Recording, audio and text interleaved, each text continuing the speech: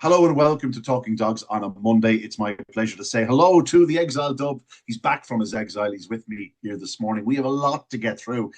While the Corn Cuchulainn was the biggest show in town as regards classic racing action, there was loads to look back on from the past weekend. Bit of everything, really. We had bitch stakes, we had public competitions, we had unraced, we had everything. And Tommy, for the next 45 minutes or so, it's our task to go and look back on it. We're going to start, of course, at Shelbourne Park over the last few days. Lots going on. Of course, the Champion Stakes got underway, the Boys Horse Champion Stakes, Champion Plate. The feature, of course, being the Corn Cuchulainn. But we also must mention the Unraced Stake from Friday night. We've got some exciting prospects in action in that. Well, let's kick off with the Corn Cuchulainn, the Sixpence Classic. Tommy, as you know, a special place in my heart. And a tremendous winner, a 1-2 for Pat Buckley, a 1-2 for the litter, a 1-2 for, well, two very, very talented stayers. But of course, Braveheart Bambi was the one that emerged on top. Yeah, and a good strong running performance. But where would you put the performance? Where would you put the clocks in the kind of what way would you kind of rate the clocks in the Cullen overall over the course of the competition? Uh, tricky to race it, to be honest, Tommy. Not sure what way the track sort of is coming and going. Mm. You often find that when it's been very humid in Dublin for the last while, and sometimes it's sort of it may not even be the surface. It may be just the way that it affects the dogs. And it's really tricky to sort of get a gauge on it. But I've no doubt, like Saturday night's run would normally have been a 42-20 run. So that 20-25 spots off. But again, it was hot and sticky and just tricky race conditions. Yeah, I found out with Shelbourne in the last while. I haven't kind of got a good gauge on it. You see top 550 dogs running and then doing like 29, 80 and 90, and you know they're capable of doing 29, 30 like. And they will do it in a few weeks' time when the derby's around. But it just, I mean, so I've always, I don't know, when you pop in and out of 750 races, you don't get I don't get a great handle on them. Um, you don't have to get a great handle on it to know it was a really good staying performance or a powerful performance from Braveheart Bambi. Plenty ground to make up. The races kind of changed a bit when JT Craze missed the kick and didn't get a run early, and was sent off 13 to 8 favourite. But Braveheart Bambi was, according to the return SP, a 7-4 was vying for favouritism. It was a really good performance. But again, I felt through this competition, I never had a great handle on it. Did you ever feel like you had a handle on the actual form of the whole competition itself? Not particularly. I was sort of gauging everything off the performances of JT Craze because you look back at last year on Derby Final Night, he did a big run over the 750-yard trip in a wet conditions. He shouldn't really been going 41.60 on that occasion. And yes, he didn't break 41.70. I was waiting to see what he would do on Saturday night. Obviously, he completely missed the kick and he just Yeah. wasn't a player in the contest. But I was suspecting that he was the gauge. If he had gone out and done a 41.40 or 50 the other night, I would have said, okay, the track is just coming right and conditions were okay. But just didn't happen for him. As it was, Braveheart Bambi, she ran very well to score. She got a nice toe into the race. And while Air Flyer was the rank outsider of the field, we knew he's very, very quick, especially to the fifth bend. So when Braveheart Bambi took it up there, having got a real toe into the race, I really was surprised it was only 41.44. I think she'd done faster the previous week, coming from further back. Again, it's hard to stress how sticky and heavy it was. Like in Shelbourne Park on Saturday night, the first thing I did was just get up there and open every single window to the commentary box because you just felt like the clouds are sitting on your shoulders, and that definitely takes an effect on the dog. So I put it down more so to conditions than the actual track itself. I'm not trying to criticize the time or anything of Braveheart Bambi. It's just to kind of get a handle on the whole thing. But I would say that, like, obviously it's a good thing that we still have racing like 750 racing where you can get winners coming from off the pace a lot, like Braveheart Bambi has done in, I'd say, in every round. Coming from nicely off the pace. I know it's not so much maybe when she got, as you said, got a good toe into the race, being seconds, maybe 6 or 7 lengths down the other night. Still nice to have that because we do give out a bit about how 550 racing has now turned into who leads to the bend, and the sort of some. It's still nice that you get competitive racing and a lot of winners coming from off the pace. So Braveheart Bambi was a really good performance. That's a nice pot to pick up. Yeah, it sure is a nice pack up. And sorry, I keep turning my microphone off. I'm trying, or my video off. I'm trying to get my microphone working properly. She's now 4 from 4, Tommy, over the 750-yard trip. Obviously, she won her novice 750, beating Hello Diego. She did the same in her second race. Then last week in the semi-finals, she really did sort of, fly to get there in the closing yards, picking up a very talented runner or two. And this was probably her best display over the trip. Obviously, she turned that a little bit closer. You know, while there's probably not as many 750-yard competitions as there once was, there's certainly more than there was in the last 2 or 3 years, shall we say. You've competition down at Tralee now. Obviously, you'll have the likes of Derby Final Night and the Winter Racing Festival to aim for. She has to be the first name you consider when you're looking at all these. Yes, you have to be, but I'm have to encourage those sort of competitions as well because apart from the variety, just the change in the type, the style of racing, we have to encourage that they continue. We want the likes of a Braveheart Bambi in competitions and win them. We were spoiled last year, to honor Charlie. We were really spoiled. So, Yeah. it's not that type of performance, but it's really still a brilliant performance. It's different. It's a different type, and I like it. I really like it. I think there's encouragement to be taken from a winner who's doing that sort of racing. And look, it's funny. The first night over 750, she did 1380 sectional. It's gone to 1403, 1405, 1408. It was actually her slowest sectional. Yeah, it's hard to believe, isn't it?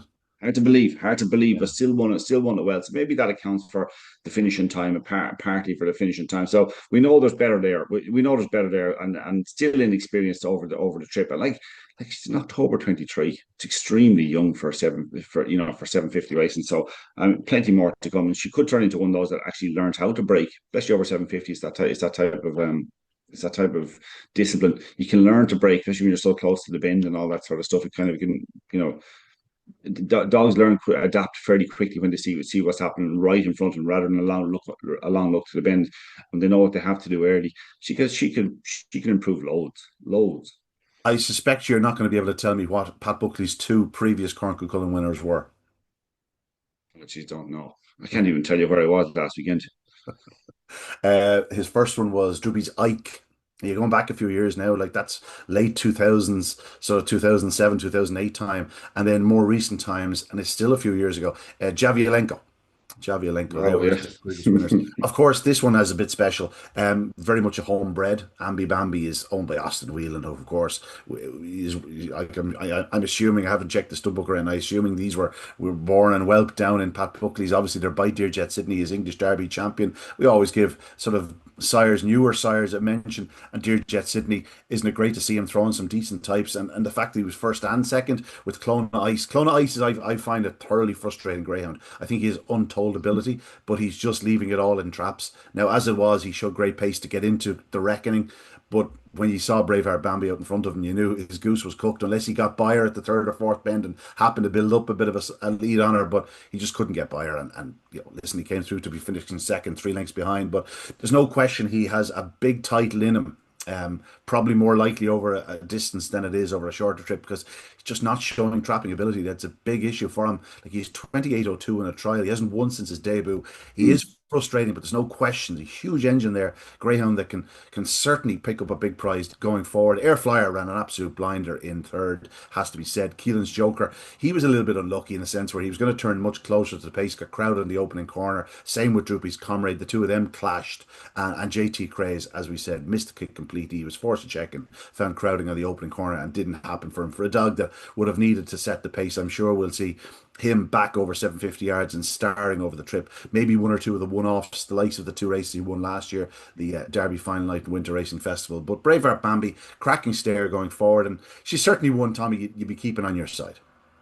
Oh, she's going to improve plenty. Like that's the thing about her. She had little racing done really and truly, and especially for staying discipline. And she's going to improve quite a bit, I think. Anyway, so I mean, and actually, funny enough, Pat has shown an ability to have them win over 750 and drop them back, even though not her style of racing isn't natural for that. Drop them back and win over shorter trips. So you wouldn't be surprised if she improved a bit and was very competitive over 600 too. I see that the new 750-yard competition down Tralee is down for the 11th of July. So be interesting to see if they go down that road, because she's only in October 23. She could run in the Juvenile Derby, which is obviously starting in a couple of weeks as well. It's a big ask in the Juvenile Derby. She's more likely to play a big part in proceedings down in Tralee. I'd be interested to see what road they go down. You don't want to give them too much too soon at October 23. Like, she's Well, not two for another few months yet. you get a lot of experience out of 750. You Mm. pick up a lot, learn a lot. And if you have that power at a young age and to be able to run the 750 the way she does, you can often adapt back to qualifying deep into the likes of the juvenile derby or the puppy Yeah. derby is going to be this year, is it? Yeah, it's Puppy Um, Derby this year. Yeah. yeah, like you can go a long way in it. And probably be if you manage to get to a final, probably be an outsider just because of style of racing and the likes of that. But like you learn a huge amount, and you have to have a lot about you to be able to win, to be as young as she is, and to win a 750 competition like the current Cuchulainn. So I wouldn't like to underestimate her when if she did happen to drop back to 525 against Puppy Company. Yeah, No, no question. you're probably going to get it. Depends, obviously. There's obviously it's the calendar again, and wondering what you might get in the Puppy Derby. But the likelihood is you're going to get a dog that's going to be able to break 28 seconds anyway, Oh or yeah, two, or three. I see. There's a few of them running in the Unraced stake at the moment. We're going to get to that in a few moments, but that will certainly be breaking 28 seconds going forward, and then add in one or two of the more experienced runners from around the country. I think it's going to be a red hot juvenile derby this year. Perhaps at the expense of the Ledger, which of course runs alongside it. Interesting to see. Braveheart Bambi, a talented stare. We were lucky enough to catch up with Pat Buckley after the success. Here he is, the great man, talking about his star. Pat, well done. We've just seen Braveheart Bambi win the Corn Cuchulainn. What was your thoughts on that? Dylan, she ran brilliant. She ran absolutely brilliant. She got herself out and then got herself into a better challenging position for the first circuit, and that was the win of it for her. She just put herself into position, and her brother then tracked her the whole way. It's a great result for the kennel. Yeah, absolutely, Pat. And just tell us a little bit about the owner and how you got the bitch. Yeah, Darren Mackay. I bred the bitch, that's her first litter on the ground, and I gave Darren the bitch as a baby as a present, because he gives me a hand in the kennel, and he's already won a Scottish Derby Braveheart Bobby, so he's a 2 classics now, so he's happy. And looking ahead, obviously this is the main one really in the calendar for Six Bend. Where will we see her next maybe? I'd say both of them will be aimed at the English St. Ledger back here for the Night of Stars. A stadium of excitement, a stadium of stories, a stadium of enjoyment, a stadium of surprises. Shelbourne Park Greyhound Stadium. Racing at its most exciting, food at its finest, history at our museum of memories. Book your tickets and have that stadium experience. www.shelbourneparkgreyhoundstadium.ie. Of course, also on the Shelbourne card on Saturday night were the semi-finals of the Boyle Sports Champion Stakes. Always one of the great competitions of the year. 18 dogs down to 6, 3 semi-finals, 2 to qualify. That little bit of added jeopardy always adds to proceedings. And well, we had 3 terrific displays in the semi-finals. The first heat, of course, went the way of Lenny's Desire. I think he's living up to his name, Tommy. He had to show real desire and real strength to get up to deny Faye Point Harvey, who had made such a gallant run from the front. Kornikova, who looked like she was going to challenge and perhaps win off the last bend, and Da back in 4th spot. Didn't find the gaps, probably came soon enough after his English Derby challenge. But Lenny's Desire, this fellow, we know how fast he is. He's obviously a track record holder at Toaster. We saw the dogs that were running around Toaster. For this fellow to hold a track record around there tells its own story. But, he may need to sharpen up, but I'll tell you something, he has all the strength and the power in the world. To get up the way he did was very, very impressive. It was a cracking contest. I know if I spend the next 5 minutes, concerned about his tracking and what he does at the first bend and that sort of stuff, I know that all of what he's been doing will be a learning process for him, because Paul has something in mind, the Derby this year or the English Derby next year. He left something in mind for Lenny's Desire, because he's got immense talent. We obviously saw that in Toaster. He kind of went in a little bit at the first bend the other night and kind of got himself into a little bit of trouble, if you ask me. There wasn't much in it, but like he showed untold ability down to the third bend as well. And it's just, you'd have to like the way he switched out late and flew home to catch Faye Point Harvey, who's definitely no mug, as we know. It was a strong race. I agree with you. Maybe the laddie that probably came a little bit too soon. He just didn't seem to fire. There wasn't the same spark as there was in the English Derby final when he ran a hell of a race. The third bend is often going to be a problem for the laddie down Shelbourne Park if he doesn't get a flyer, because you do tend to find there will be dogs coming back in at that point, and you could see him dabbing on the brakes. He'd nowhere to go, but that is an ongoing problem with the match Shelbourne. Unless he takes that flyer, which we saw him do in Toaster, he's still capable of it. Yeah, I don't. Yeah, I don't. Yeah, I'm I'd be less enthusiastic about his chances of winning an Irish Derby. Like I'm not sure that he needed to dab the brakes at the third bend, but he did. Um, it was tight-ish, but like he has so much experience. He's a dog that really should be running through it. Um, yeah, I'd be less enthusiastic in terms of winning the Derby, but I mean, what does he need to prove? I'd be more concerned maybe with Lenny's Desire coming in so tight to him at the same point. If you get into the white heat of a Derby, and it's going to be difficult to get away with the likes of that. But just I know Paul would be bringing him along nicely, and he'll be absolutely tuned for the Derby. So, yeah, if you ask me right now, would the Laddie Dar or the Lenny's Desire get further in the Irish Derby? I find it really hard to tell you which one. I have a strong opinion on it. Would you? Listen, they're actually both very similar in a sense where, they're all power. They're all power, sort of from the second bend home. Both will find a night where they're out in front, but generally they'll be doing a similar sort of run from the second bend. And it's a case of who gets that run. As I keep saying, the third bend is so important for the likes of these dogs. Now, if Lenny's Desire is likely to stay as a middle to wide seed, he probably will get a run around the outside. The Laddie Dan, not so much so. He tends to look for that inside run at Shelbourne Park. You got to remember Lenny's Desire is very limited form at Shelbourne Park. That was only his fourth start at Shelbourne. It's his first ever run over 550 yards at Shelbourne. So he can only come on for it. And we know he can go up a bit faster than he did the other evening. So yeah, I wouldn't be, I wouldn't be taking the victory at face value, but in a lot of ways you do as well want to take it at face value because it was a hell of a run. Like to win from where he was fairly impressive. And given the fact that it was the likes of Fate Point Harvey and Cornicova, like both of those more than capable of doing a 28-20 for 525 yards. And he's come from behind them to pick them up and around them. And he just has a huge engine. There's no question about it. You mentioned it. Paul will have a plan. Like this very much falls into the mold of the JT Jet Bud Sports Bob. I know they gave him a run at Shelbourne Park last week over 525 yards, but I'd say that was just to shake off the toaster from him, get him back used to the boxes at Shelbourne Park. Like he may not have another 525 yard race ever. Like he's a real 550, 575, 600 yard greyhound. Like that's what the road that could go down with him. And again, we might see him at the Champion Stakes. He'll be back for the Derby, and then he mightn't see much of him again until next year's Easter Cup English Derby. That's the sort of road I would expect. They will aim this fellow at all the biggest prizes, and who's to say he can't go a long way in one or two of them. The second heat went to Ballyhooly Bruno. Really liked this display again. Again, he didn't lead early. That was up to Check for Cash and Val Tashadelic. Check for Cash got to the front. It looked like Ballyhooly Bruno was in the perfect position to strike. If he didn't do anything stupid, he then goes and tries to get in between the two at the third bend and was forced to check. And in fairness to him, he stuck his head up in the air. He knew it was coming. But immediately, the second his head got back down, he got racing again. And it was just a case of when he went to the front rather than if he went to the front. And 29.85, the exploits over the 750, and he's been run over 600 yards and further. Just looks like a type of dog now that really sort of... I think the penny has really dropped with him this year. I just think he's a much more mature greyhound. Like last year, he was a dog that popped up every now and again. I wouldn't be surprised if this fellow won the Champion Stakes or went very deep in the Derby. Just has that sort of, throw something at me. I'll recover and I'll keep going. And he's so powerful. Just a lot to like about him. Oh, I wouldn't be surprised if he went deep in the Derby either, but I wouldn't fancy him to win a Derby and probably not to get to a final. But I wouldn't be surprised if he was a semi-finalist, found his way into it.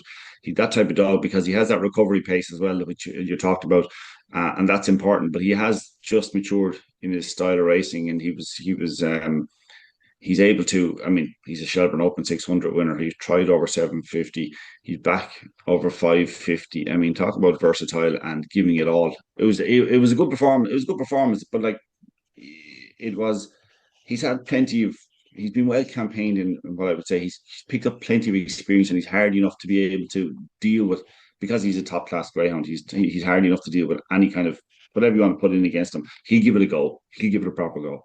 Yeah, no question about it. Check for Cash for second. He's just a model of consistency. We know what he's going to do. He's going to go up strongly, and if he gets loose at the head of affairs, he'll be very hard to pick up. But when he's in hot company, he really needs to be at his very sharpest in the early edges. Val Tashadelic was priced perhaps on his toaster form. Like he's very exposed at Shelbourne Park. Now he has definitely improved this year. There's no question about it. But he's beaten 2.5 lengths. I think that's as close as you'll get to Ballyhooly Bruno. going forward, unless he lots of draws in his favour and stuff like that. Boyle Sports Bob was back and forth. I should have given him a mention. He made up unbelievable ground. He's such a fast greyhound. The power is still there. He's definitely not as sharp as he once was. You know what I mean? There was a time you wouldn't be surprised if he went up close to the pace. Just doesn't seem to do that much anymore. He's always going to be a little bit susceptible maybe to opening bend traffic, but the hotter the company, probably the better he'll be. And again, he's a dog I wouldn't completely dismiss going forward, certainly in the Derby. And then we get to the final heat, and Tommy, very much like a broken clock, it's right twice a day. I've been saying for weeks and weeks that Ballymacdanica was just on the verge of returning to her very best, and of course, up she pops about 6 weeks after I first started saying it. This was Ballymacdanica at her best. I think this clock will tell you where the track and the conditions were, because this was a 29-20 run. 29-25, whatever. It's definitely better for that than the 29-56. This is the type of run that you always see, Champion Stakes time or Easter Cup time, where you go, God, that was a hell of a run. If this was the Derby time, that'd be a 29-20 run. She's doing 29-56. Phenomenal run from the front. She absolutely was razor sharp. 3:38, 17:09, I think it was, and 29:56. Just a brilliant performance by a brilliant lady. It's just great to see her back, because I know Liam, it was never a big problem. It was just little niggly issues all the time. He was trying to get her back, and then she came in season, and trying to get her back for the Oaks, and you could see that she was getting there. It just didn't quite happen for her. I thought Seven Beach ran a remarkable race in second spot. This is an early pace greyhound. This is a dog that we would regard as a front runner. The pace he showed and the determination he showed to qualify in second was pretty unbelievable. A little worried that he stepped as left boxes. Yeah. He looked like a more of a middle inside seed than he's ever done.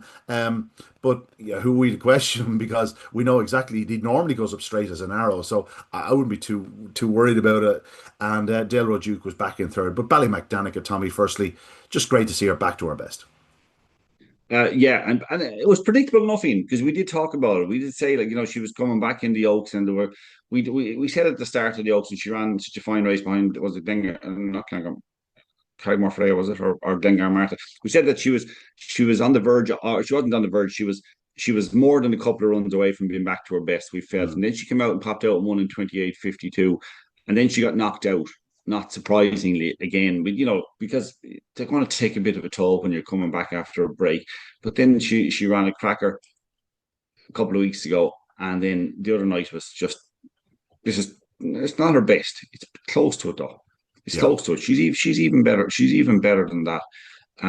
It was a hell of a run, and it was a brilliant run because it was a good heat. Seven Beach. Yeah, I was looking at the heat going, she says the seven Beach. I know. He went in, and then once he contacted the dog inside, he stepped out again, and it was only a very light contact. It wasn't like a momentum stop around much, a little bit obviously, but not much. But then showed massive pace into the bend, but just didn't get it, and got pushed across. And I thought, this early pacer, he's gone out now. He's gone backwards now. And then he showed great ability to get back up into second place. Hell of a run. He's definitely in my not that he should have favourites, but he's up in one of my favourite greyhounds in training at the moment. He's just a joy. He just gives everything every night. And it doesn't matter whether it's Tralee or wherever it is. He's holding his form so well. That was I know he's around a long time. He's plenty of experience, but that was a hell of a mature. Do you know what it is about him, Tommy? It's been a journey with him, because we saw him in his early days. We liked him so much in Kenny, and then we saw him come to Shelbourne, and he was doing loads of things wrong. He still managed to get to semi-finals of Derby, and then last year stepped forward, and that showed great maturity, was improving all the time, but again was probably just found wanting the night or two that mattered. And then this year we've seen him just blossom, and he shouldn't be blossoming at this stage in his career. He's a third season greyhound now, and yet he's absolutely flying. He's after winning the Gold Cup, the Select Stakes, the Race of Champions, and got better with each of those outings. And even then the other night, to produce that run is pretty phenomenal for a dog that, probably should be winding down nearly at this point. I know he's not particularly old, is he? He's not 4 years of age yet. He's in September. So, yeah, we have a couple of months, but 3 months before he turns 4. But, he looks like he's a pup. But it just goes to show you, if a dog's enjoying himself in his routine and enjoying himself in the way he's being cared for, he produces on the track. If he's obviously, you have to have a little bit of luck along the way. You have to have the ability, and you have to have the luck with being injury free and everything else. But if they're enjoying themselves and they're well looked after, they just they'll run their heart out for you. He's just a great dog to watch. He really is, week in, week out. I mean, he's going to be nearly 4 by the end of the Derby, nearly 4. I mean, I could see him being in the semi-final, possibly even the final. And I wouldn't, but it doesn't matter if he is or he isn't, because he's been so good for so long. He's just one of those things to really enjoy in greyhound racing. One of those, you have to have a hook on certain greyhounds to kind of get through a season to just really enhance the enjoyment of it. And he's one of them. Obviously, the likes of Buckley Diamond being so sensational last year, and I think the English Derby with Braveheart Diamond is just, my opinion on that. It's just toaster. It's just toaster. He was toasted as I love the English Derby, so I'm not going to go back over the whole rant again, but I loved the English Derby right up to the final.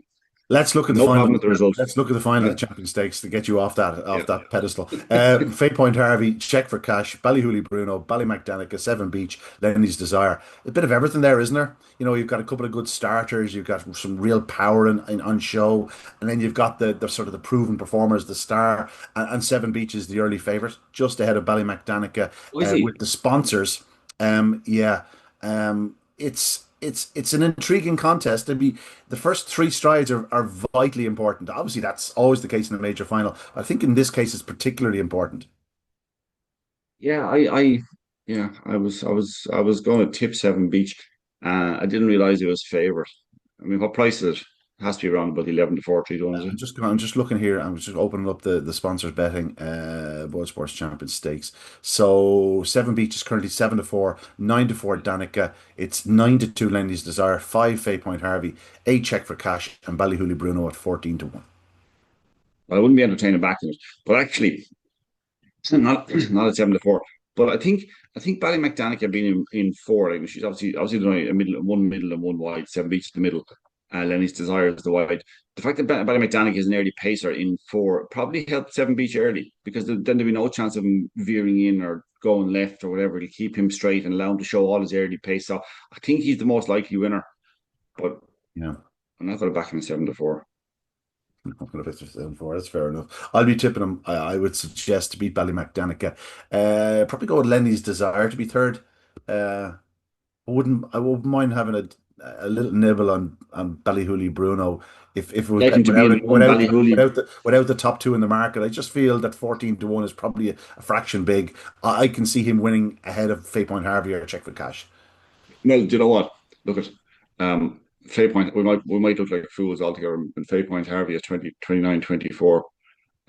Best time for course and distance, and is drawn in 1, is going to step up a little bit on the run the last day. Could easily slip around along the inside and improve on the 29.75. If it's a faster track next week, you're probably talking about 29.45, 29.35 kind of run being possible. So look at what price is Fay Point Harvey? 5. Yeah, that's probably slightly big. You think that's big? Okay. I thought he'd be bigger than that myself on the night. I felt the bookmakers were allowing for the fact that he's in trap 1, and I thought you'd be getting 6 or 7 to 1 about him. But yeah, 5 to 1. That's where he's at. So 7 Beach for me. You're going to go for Fay Point Harvey then as a bit of an outsider. I think 7 Beach is the most likely winner, but not for me at 7 to 4. Okay.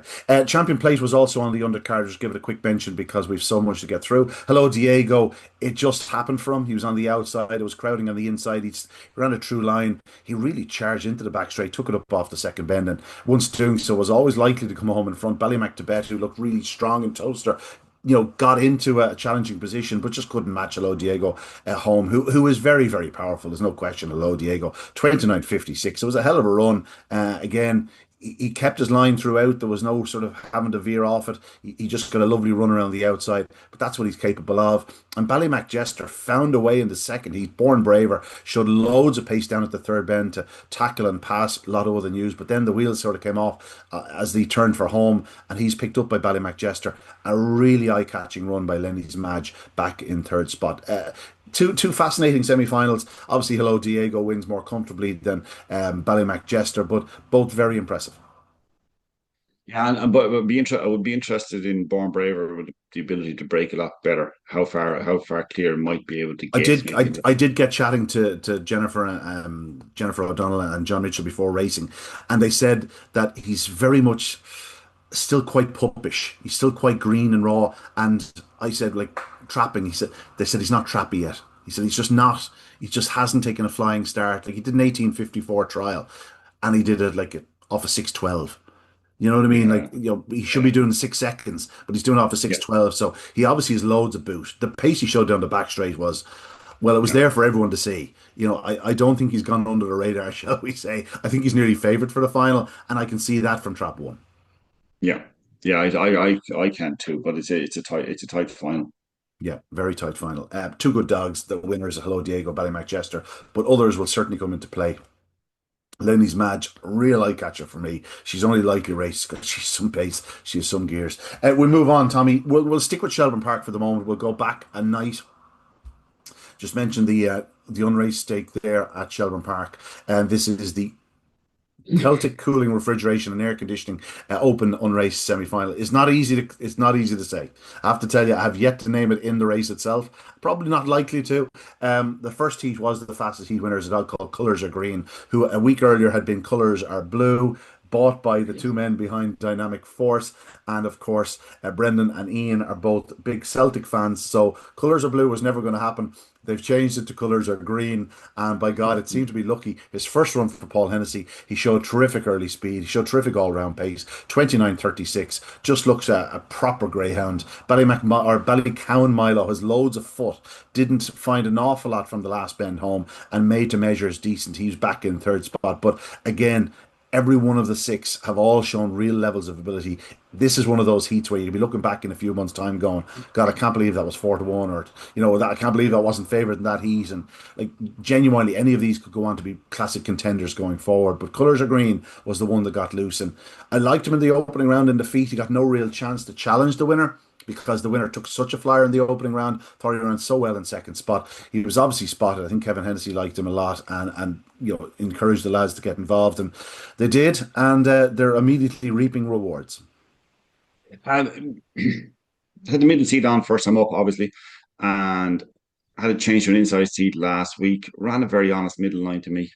Ran a very honest middle line, and I was just looking back over talking at his run the previous day in the first round, and he kind of was tight enough to the rails around the last two bends, but that was because he was on his own. I thought he ran an honest middle line too. That'd be my only concern, that I would be thinking about maybe going back to that. Savage prospect. He could have crossed Ballycowan Mile, or he was just too sharp for Ballycowan Mile early. And he actually went up straight, and Ballycowan Mile. Ballycowan wanted in, yeah. Him, Ballycowan wanted in, yeah. But he went up straight, didn't he? Didn't he run an honest middle line? He did, yeah. Oh, listen, if you're looking at it from the outset and just watching, going, well, he's a middle runner. Like even up the home straight, he's out in trap 5 up the home straight.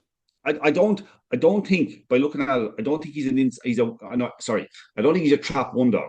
Looking at him now, he's only had 2 runs. He's going to improve, but and maybe things will change. They want to change in the first 5 or 6 runs. I don't really think that things change an awful lot after that.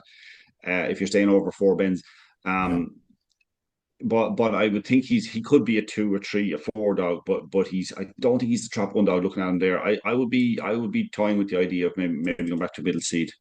Yeah, so competition. Highview Paul won the second heat. This was a strange sort of affair. Highview Paul did plenty right. He 28.68 in the opening round, 28.68 in the second round. As 1 and 3, the two big guns, Mairead's Diamond in 1 and the favourite Magical Major in 3, they just seemed to get in each other's way the whole way around. Like they were bumping and barging everywhere, and it took Magical Major a long time to shake off Mairead's Diamond to get around him, and then he stormed home to beat him just a length. But by this point, Highview Paul had charged into the opening corner, gone around the pair, had hit the front off the second bend, and opened up a race-winning advantage. Just a lot to like about the winner. A member of a very fast litter. 2 or 3 of his comrades have all shown real promise. One of them actually we'll mention later on, won at Dundalk on Saturday night in 28.40 odd. But Magical Major, for me, I think he enhanced his reputation here. Like he stopped 5 or 6 times, and he does 28.75 after all that trouble and problems. Genuinely be no surprise to me if this dog does a second faster in the near future. Well, Riptide Troika in 6 kind of. I think that's kind of the gauge I used anyway watching the race to say how much the bumping was affecting the Mairead's Diamond and Magical Major, because Riptide Troika was made ground on them quite rapidly to maybe from the 3rd bend maybe, and I kind of gauge it from there. It's definitely the run from Magical Major is definitely the equivalent of his run in the first round in terms of the clock. It's the equivalent of that. It's 28.75 is what it says, and he did 28, whatever, 20 something. It's the equivalent of. Like there's 6 or 7 lengths in it.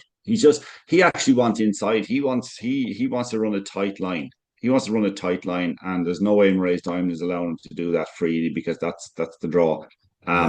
So yeah, the obviously the only slight concern, and this will change because I remember what's the Droopy's dog, the Flightline, who looked like he lacked the early pace in the Unraced stake in Curraheen Park. He looked like he lacked a little bit of early pace in the Unraced stake there, and turned out to be an absolute bomb from traps as he developed. So maybe this is all happened to Magical Major, but 221 or 2 and 220 and 217 are not quick sections. But then I have the concern when I raised the question of the clocks for the 750 at the start of this conversation, Ian, I was more kind of looking at the results on the night as a whole, and really I was looking at the Champion Stakes and then looking back to this competition as well. But this is obviously the night before.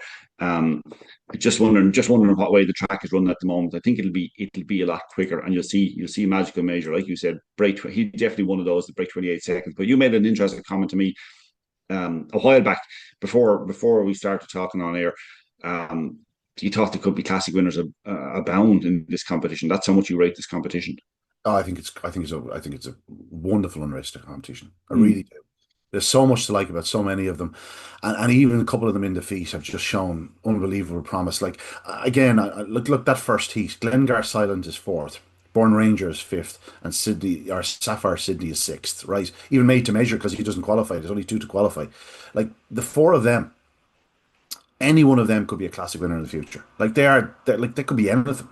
You know, I know Born Ranger, they really think a lot of him. Just hasn't happened for him in his 2 starts today, but that's okay. He's only had 2 starts. You know, Glengar Silent showed all sorts of pace in the opening round and just could be anything. And I know Pat has told me, he says, I've very little done with him. He's really green, and you can see that. Sapphire Sydney is qualified in real style. Son of Droopy's Sydney out of Susie Sapphire. And again, nothing's happened right for him. Just don't be surprised. Like, he's already 28.70 in qualifying. Like, I no problem saying he'll do 28.20 in the very near future. But I really think the Magical Major dog has just any amount of ability. Obviously, he's a brother to Magical Luca, who broke the clock for the 3rd time running at Tralee on Saturday night or on Friday night for the 500 yards. Just a very, very talented litter. And we've, of course, got to mention that colours are green. The first heat winner is a brother as well. So, you know, it's something just worth keeping in mind. Pat Guilfoyle has an awful lot of fast greyhounds around him at the moment. He's got a very fast breed around him at the moment, and every dog he brings to the track seems to be running very, very well. So I'd be keeping Pat on side going forward for the near future. It is worth mentioning Magical Major has got trap 1 in the final, and he's been installed with 1 firm at even money, and I'm okay with that. And the last heat was a messy affair. You probably didn't even get to see it, Tommy. Droopy's Painting and Ballymac Stud got in each other's way a little bit into the opening corner. Ballymac Stud just forced his way up the inside on the corner. He showed real pace, determination to do it. He was so impressive in the opening round, but as a result, Droopy's Painting sort of clipped heels, and himself and Tommy's Book got close, and both of them went down. They both got up and ran on. Droopy's Painting looked a bit stunned on himself, but he was fine. I texted Robert Gleeson afterwards, and he was right as rain. But like, obviously he's going to feel it for a day or two. Penny's Nugget was 2nd and Mad Cash out 3rd, but this was all about Ballymac Stud. He wins 12.5 lengths. The previous night he looked absolutely razor sharp, doing everything right in 28.12. On this occasion he still does a 2:04 and didn't lead in the first few strides, but showed the early pace to get up the inside, force his way through. The manner in which he did it tells you that this could be a very, very special greyhound. He's a November 23, Droopy Sydney out of Ballymac Pete. Like, he's bred in the purple. Ballymac Pete is cool if any pet. Don't need to go back through that line, but there's countless classic winners amongst them. And this Ballymac Stud, yeah, listen, he's named that for a reason. You know, this is a potential stud dog in the future, but he is a stud. You can just see him. He arrives in the track and he knows what it's about. And yeah, hell of a fast greyhound. Cracking final too, because he's in 4 in the final, and Colours of Green is in 3. And Colours of Green went from 227 on debut to 208. Ballymac still looks the most natural breaker amongst them, or early pacer amongst them at the moment, but it's very early stages. It's just I'd be interested to see what Magical Major might do now. Third time up and getting drawn on the fence for the first time. With Penny's Nugget, who hasn't shown early pace in 2 runs. It just should give it a bit of a solo. And as I said, Colours of Green, maybe he's a treat. Maybe that's his box, Colours of Green. But he's going to run his line. I don't think he's going to impact Magical Major. He'll tighten a little bit at the bend, but it'll be interesting to see how he runs actually Colours of Green from 3. But it's actually set up to be a perfect race in terms of hopefully clean race. It looks like that. It looks like it will be. So trying to pick one of them out. Like Ballymac Stud, probably lead out of boxes or lead very early, but will he hold it all the way to the line with Colours of Green coming at him? I don't know. A Magical Major, I suspect, will improve, will step up quite a bit on the early section. So good final. You'll be going with top? I'll go with Magical Major, but if he doesn't do a 210 or better, like he could find himself in behind Ballymac Stud, who we know is capable of a 28-10 run already. So like it's not just going to be that straightforward, whether he picks him up or not. And picking up a dog of that nature is not easy. And he could find himself behind Colours of Green as well. He could potentially. Although you said Colours of Green, and I agree with you. Like he's not going left. He is a problem for Ballymac Stud. If he traps, he's a big problem for Ballymac Stud. Because it's very early stages, but I think Colours of Green looks a very honest galloper, a very honest kind of line. He runs a very honest line as far as I can see. Yeah. We'll move on. That's a great race to look forward to. Absolutely wonderful race to look forward to. Just get the notebooks at the ready. We're going to move to Limerick, Tommy, because the richest prize on offer over the weekend was the Time Club Derby, the A4 Derby down at Limerick, and it went to Maid of Iron, a 6-1 chance according to the SPs. Don't trust the SPs. I would suggest there's a couple of mistakes in there. Rinwood Duke was not 5-1. There's no question about that. So I wouldn't be fully trusting of the SPs, but Maid of Iron was a very impressive winner there for Neely Jones, €20,000. This is a dog this is the sort of dog that this competition is aimed at. Plenty of runs on his card, won a race or two around Enniscorthy, won a few races around Waterford. But goes to the competition. And its fastest time, estimated, shall we say, was 28.77 in the final. It was a 28.67, so it arrived there in great form with 119. That's all you need. And well done to everybody involved. A son of or daughter of Lenson Bocco, and she's ordinary. €20,000, nothing wrong with that. And I like the fact that it went down to proper graded greyhounds when it came down to the closing stages of this competition. There was no real massive names in it in terms of trainers and whatnot. Like there wasn't dogs that you could see, this had 2 sprints and had run 2 or 3 races down the field, and this was set out for it. This is a dog that had plenty of experience, goes on to win €20,000. Thanks very much. Yeah, it's a lovely pod. Nice bit of early pace is what you want. I'm not sure how a length became 10 lengths between the second bend and the third bend, and they didn't all find trouble. There was a little bit of losing sight of it, I would say, because they were behind and just not knowing what was happening with just a bit of inexperience. But she got 10 lengths on him. Actually, the name Maid of Iron, I remember when I was very young. I wasn't even a teenager. There was a horse called Maiden of Iron. I always thought it was a great name. I think Michael Smurfett had it and Dermot well trained it, but Maiden of Iron, I thought it was a great name. So we're almost there. Maiden of Iron. Somebody can do the Maiden next. March 22, over 3 years of age, €20,000. That's unbelievable. Brilliant, isn't it?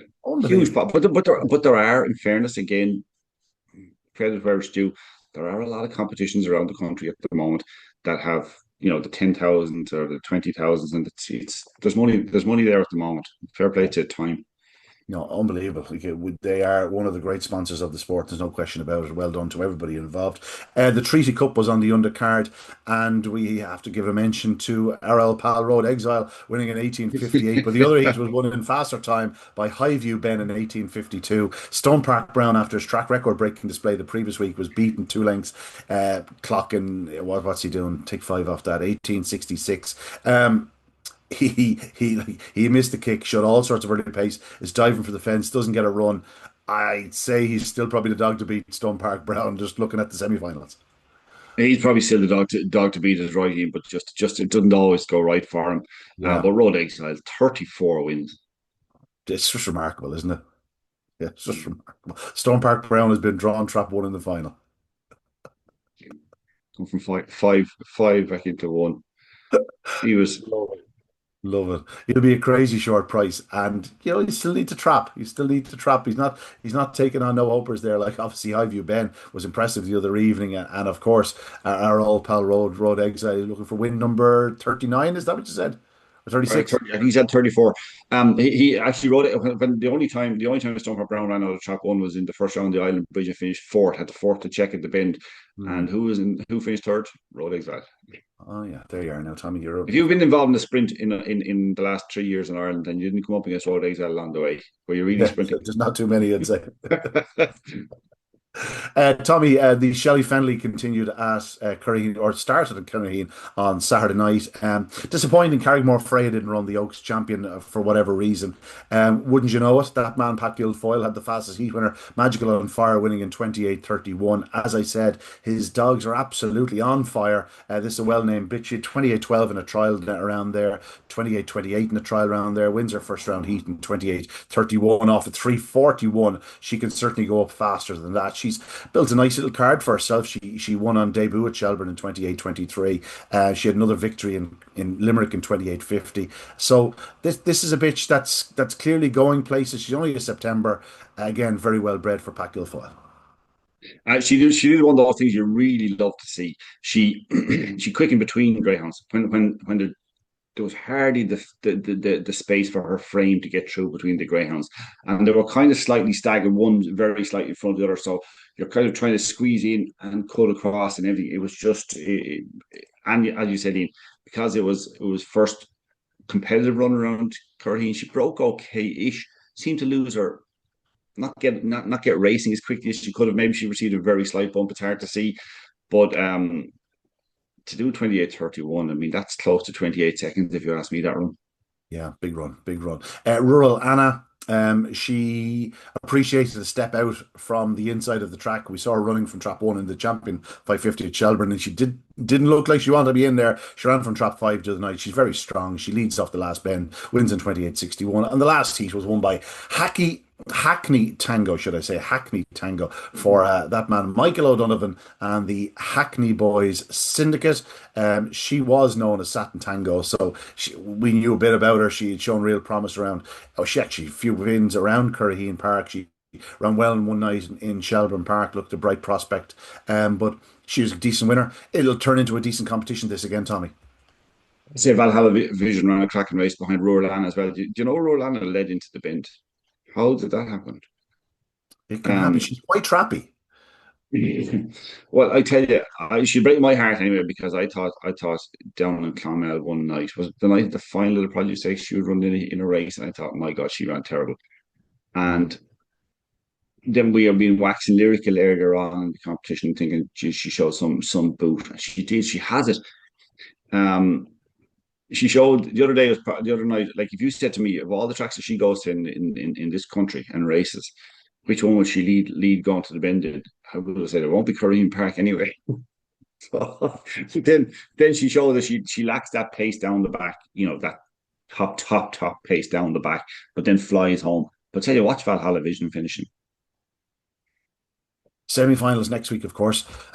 Valhalla Vision's out in trap 6, as you mentioned. Magical on Fire is out in trap 4. I think she'll be okay with that run. And Rural Anna's back a little bit, and she's in trap 3. Good competition, the Shelley Fennelly Memorial. Just to finish off, I'll give a couple of mentions. We've already mentioned Magical Luca. He's made it, 7 from 7 now, 6 from 6. I'm not sure. It's hard to keep up. He's winning that many bloody races. Very, very fast greyhound. I have to mention the Tipperary Cup, of course. Our pal Tarzan Amasai, Tommy, 28:72. He was the fastest of the 3 heat winners. Just again, a joy to own Tarzan Amasai for Jeff Parnaby. That's win number 11 on his card, and he's only, it's just under a 1 and 2 strike rate. Just a proper greyhound. Proper greyhound is right. Big dog as well, and that he runs so well and so consistently and is able to run at the top level. He's a smashing dog, is what he is, and you have no doubt, where he'll be going. He'll be coming back for the top of the Derby. He won't be good enough to win it, but he'll be good enough to go a few rounds. Yeah, no question about it. Born in Time, very much a regular at Thurles for Rory Dwan, was a winner in 2880. And the last of the heat winners was a dog who's done some travelling over the years. He's won a few races in Shelbourne Park in recent months in very impressive fashion. KG Billy, he's just another one of those dogs for Chris Delaney. Like, he could set your watch by him. You know, you look at his record. I love to see a top heavy record. So it reads 15-2-10, and then it's 5-7-3. So like 15 wins. Nothing wrong with that. And he's making the frame plenty of occasions. Just a good, honest greyhound. And the Tipperary Cup will reach the semi-final stages at the weekend. The Eamon and Paddy Carroll Memorial continued at Dundalk on Saturday night. Just want to give a mention to a dog who seems to improve 3-4 lengths every time he hits the track. A dog called Rolo Tokyo. I gave him a mention last week. He's he's out of OIU penalty, who sadly passed away there a couple of weeks back. 28-20, and he was doing it. He got loose early, and he wins by nearly 6 lengths from Manlishi Jet, who's a good guide in 28-20. Massive run. He looks to be in pole position to win this competition. Although the other heat was won by Highview Adam, as I said earlier on, a member of that Ballymac Cashout, Ballymac or Highview Moment litter, 28-49. Showed more early speed than he had been doing, made the most of an inside draw. That will continue at the weekend, the final of the Eamon and Paddy Carroll Memorial. And we have to mention that Slingshot Poppy, who was second in the Produce Stakes, which was known as Flashing Saffron. She also ran well to win an unraced stake at Enniscorthy recently. She had her last start for Pat Buckley on Friday night, and she won the Arena Racing Company Northern Puppy something or other in Sunderland. She absolutely dominated the field. She did a stunning run, and she joins her new trainer over in the UK. Well done to Pat and to Co for winning that competition. Always nice to lift some silverware across the water. Tommy, anything to add? We are coming into a busy period. Sadly, we will not be here next week. We will not be here next week. We are taking a forced layoff due to production issues, Tommy. And by production issues, I mean that the production team are elsewhere, swanning around, enjoying some sunshine. So we'll be back in a fortnight's time. We will touch upon everything we've missed, but then it's full steam ahead for the remainder of the year, given the fact that we'll be coming into the likes of the Ledger, the Juvenile Derby, the Irish Sprint Cup. There's so much coming up. Like, we really are now just we've hit full stride effectively. You know, we've spoken in a lot about how it'll be a second season or third season dog that'll win the Derby. Just now a few of them just begin to appear on the scene. They're saying that, you know, they'll peeping up above the parapet going, hey, don't forget about us, baby. Yeah, we're coming. We're on the way. We just didn't show our hand too early. We're on the way though. It's shaping lovely though. You know, last year I was sort of discounting the established performers. Yeah. This year, I think there's quite a few of them there that are still going good and going strong. And then you have the youngsters that are starting to really sort of shine bright. And, it's going to be a cracking derby. I can't wait. Yeah, you know what, it's the way it should be, because it's we last year we said absolutely no chance anything but a first season, or basically a new contenders of the Derby was going to win it, and we were right. I don't think we've found the absolute standout in it yet. Obviously, Buckley Diamond is going to be favourite for it. It'll be hard to oust them from favouritism, but I think it'll just be a lot more interesting than people thought it were going to be all along. I don't know if we ever got a chance to talk about it afterwards. I know we're not going to hang on much longer here, but what did you make of the whole thing with the Derby afterwards? Where would Buckley Diamond stand in your mind now in just in general terms? I still think he's as close to a perfect canine performer as we've seen. Very close to it. You know, obviously Premier Fantasy didn't get a chance to really fulfill his potential, but for those few runs, at the end of the Easter Cup and through the English Derby, he was only arriving to where he could have been. Like, he would have been just absolutely out of this world outstanding. But Buckley's Diamond, I'm not going to dismiss him on the back of what he showed in Toaster, because there was 2 or 3 nights where he produced something that, if it was happened to any other dog, they wouldn't have even qualified. And he got to the front on those occasions. Like, when he comes back to Shelbourne Park, I can just see him taking off again. And where are you going to rate the dogs on performance? Shelbourne Park or Toaster? I know where I'll be rating. No, 100%. I'm not looking for a reason to run him down. Quite the opposite, actually, because I'm a huge fan of the Greyhound. I think he's the most likely winner of the Irish Derby. But it does for people take a little bit of the kind of veil off him that maybe he might be beatable. They'll say, no, he could come out in Shelbourne Park in a couple of weeks' time and do a massive run, and everybody's going, probably won't beat him again. And I kind of hope that happens. Yeah. But we're all in a situation where there's a real recency bias. It's a huge thing in greyhound racing. You know, like It's in life. do you know who the worst case is? Our pal Teddy Hegarty. You know, like Buckley's Diamond could arrive after doing 8 in a row, breaking 4 track records, come to Shelbourne Park and get shinned, miss the kick, find trouble on the corner. And the next night he'll go, oh, I don't know about him, I don't know about him, Ian, I don't know about him. And you're going, Ted, it was one run. They're greyhounds. You know what I mean? You got to give them that opportunity to prove themselves again. On the flip side, from somebody who works in racing and betting every day,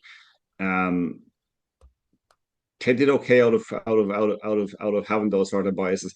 Absolutely. And I tell you why. No. What I mean as well, like Ted's obviously a very clever fella. I would also say that he's right. You know, in his position, you've got to be looking for anything, any little tiny thing that will say, I can get that favourite beaten next week. Any little thing, because that's where the weight of the money is going to be. And I can guarantee you, like from talking to a lot of people of similar ilk to Ted over the years and still doing so with horse racing as well as greyhound racing, that's what you look for, and that's what makes the money in the long term. Having the Lee Roadie to step in and say, I saw something there that I didn't like and I'm going to take it on. And we're not just talking about Buckley Diamond, but any greyhound over the years or any horse over the years. So he didn't do too badly out of it, but age and experience. It's called wisdom. Like, how often have you walked up in a track and a young fella come up to you? And when I say young fella, like I used to mean a young fella would have been someone in their teens. Now I mean someone in their 30s even. But you know, you get one of the lads in their 20s walks up and you go, "This is the greatest certainty to ever walk the face of the earth," and you're looking at it going, I'm not so sure about that. And that's something that comes into you because you've been there, you've experienced it, and you can see what can happen. And that sort of does change your outlook on the sport and the makeup of a race.